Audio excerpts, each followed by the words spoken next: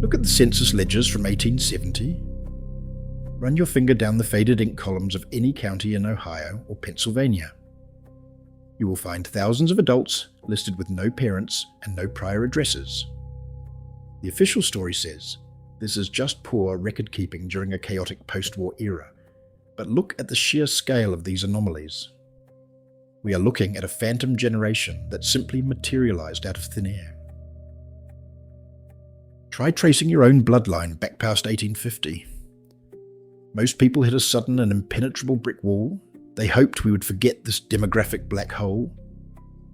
The systematic destruction of the 1890 federal census is always blamed on a convenient fire in the Commerce Building. Yet the inconsistencies surrounding that blaze suggest something far more deliberate and point toward a massive erasure of lineage. This is not a coincidence, so why isn't this taught in schools? Between 1854 and 1929, an estimated 250,000 children were shipped across the United States on orphan trains. Charles Loring Brace and his agency documented these transfers, but the true origins of these children remain hidden. They received new names and were placed in newly built Midwestern towns. The legacy of these displaced children forms the foundation of modern genealogy. I was reading an October 1871 issue of the New York Tribune when I found an unexplained editorial. The writer complained of a growing population of young adults with no discernible past, calling them a sudden race of orphans, wandering the newly redrawn maps of the Republic. This era featured strange architectural booms, massive empty asylums, and sudden technological patents. We were told our ancestors built this world from scratch, but the archives show otherwise. Look at the sudden spike in infrastructure built specifically to house people with no past. Between 1850 and 1880, massive Gothic structures, labelled as state hospitals for the insane, appeared outside major cities. Patent number 132,498 was filed in 1872 for a new type of architectural ironwork used exclusively in these massive walled buildings. These facilities were not medical centres, but holding pens for a disconnected population. The official story claims these were progressive health reforms. The blueprints for these sprawling complexes reveal glaring anomalies in their construction timelines. Take the Danvers State Hospital in Massachusetts, supposedly built in 1874. Official ledgers claim millions of bricks were laid by horse and cart in under 3 years. Yet, patent number 215,679 for automated brick-making machinery was not filed until 1879. They built massive structures with technology that did not officially exist yet. Beneath these asylums lies an unexplained network of subterranean tunnels and pneumatic heating systems. We are told these were simple coal chutes designed for harsh winters. But look at the original schematics archived in the Library of Congress. These tunnels feature advanced forced air circulation vents that mimic modern climate control. The infrastructure required to power these complexes points to a highly advanced energy grid that was quietly dismantled and replaced. This architectural impossible math extends far beyond isolated rural hospitals. Look at the World Columbian Exposition of 1893 in Chicago. The official story says a sprawling neoclassical city, covering nearly 700 acres, was constructed out of wood and plaster in just 24 months. They called it the White City. It featured electrified transit, massive domes, and artificial lagoons. Then, almost immediately after the fair closed, it mysteriously burned to the ground. The exact same pattern occurred at the Louisiana Purchase Exposition in St. Louis in 1904. A massive, technologically superior city materialized, dazzled the public, and faced a systematic demolition.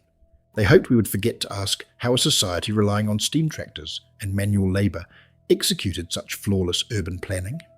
These fairs were not temporary exhibitions built from scratch. They were inherited infrastructure, briefly showcased before being erased from the physical realm. I found an obscure article in the November 1893 edition of the San Francisco Call. A disgruntled structural engineer named Thomas Waverley wrote a scathing letter to the editor. He stated that the foundations of the White City were dug out of deep mud, not laid upon it. Waverley claimed they were unearthing an existing grid rather than building a temporary one. His claims were quickly buried and Waverley vanished from public directories the following year.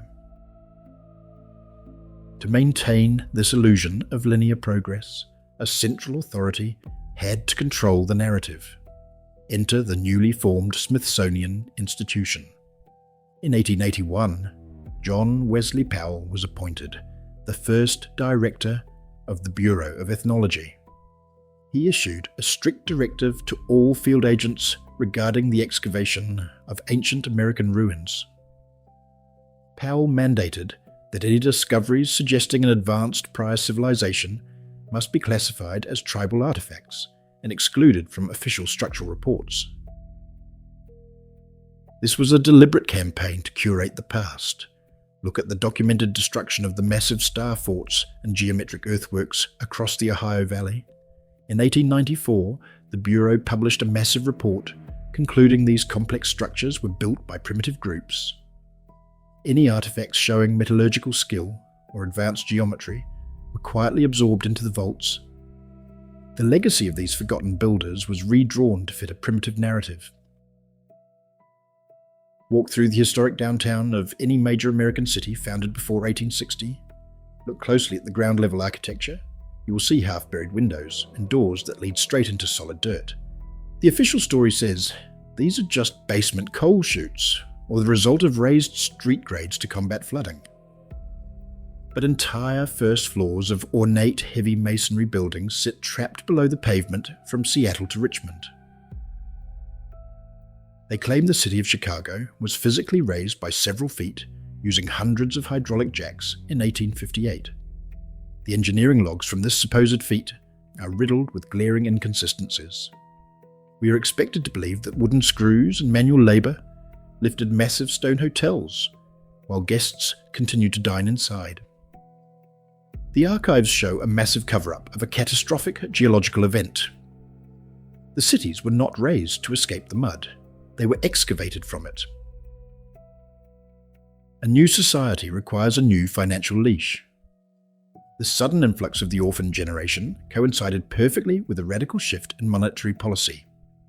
In 1873, Congress passed the Coinage Act, quietly demonetizing silver and plunging the working class into a severe depression.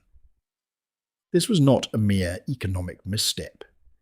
It was a calculated move to seize property from independent farmers and force them into the newly industrialized urban centers. The Panic of 1873 allowed Eastern banking syndicates to buy up vast tracts of land for pennies. The displaced orphan generation, now reaching adulthood, had no ancestral land to inherit and no family wealth to fall back on. They were the perfect blank slate for a new industrial machine, a hidden workforce with no memory of what the world looked like before the endless brick wards and the strange fires. The earliest photographic evidence we have of this era is deeply unsettling. Look at the daguerreotypes of Paris, London and Boston from the 1840s. The official story says the streets look entirely empty because the long exposure times could not capture moving people. But look at the crisp shadows of the trees and the sharp edges of the curbs. If exposure times were that long, the shadows would be blurred by the moving sun. The shadows are perfectly sharp, yet the grand boulevards are completely devoid of human life. There are no blurry ghosts of carriages, no smudged outlines of pedestrians, just pristine, towering architecture, sitting in absolute silence. We are looking at completed, magnificent cities, waiting for a population that had not yet arrived. The photographs do not show a society in motion. They show an empty stage waiting for the actors to be placed. The children of those orphan trains grew up to become our great-grandparents. They were funneled directly into an educational apparatus designed to sever any remaining ties to the old world.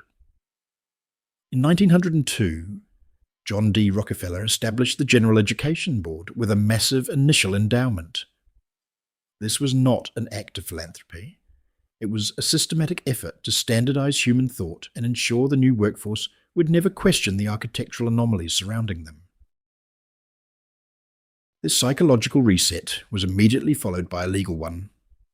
Prior to 1921, the majority of Americans were born at home without state documentation.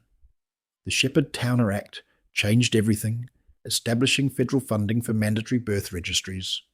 We were told this was for public health, yet it perfectly coincided with the 1913 Federal Reserve Act and the implementation of a permanent income tax.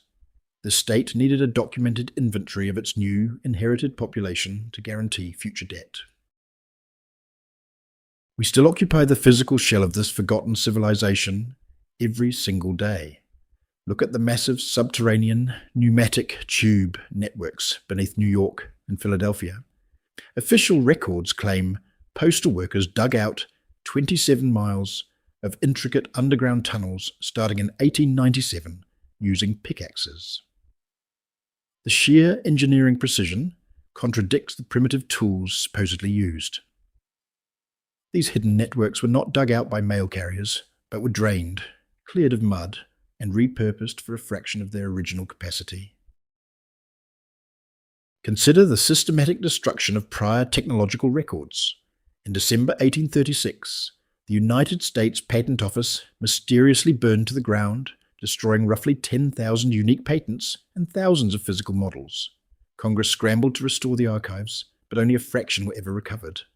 We are told an accidental chimney fire erased the foundational blueprints of early American ingenuity. This was a deliberate purge of anomalous technology that did not fit the new, regressed paradigm of coal and steam. This massive historical rupture left a scar on our collective memory.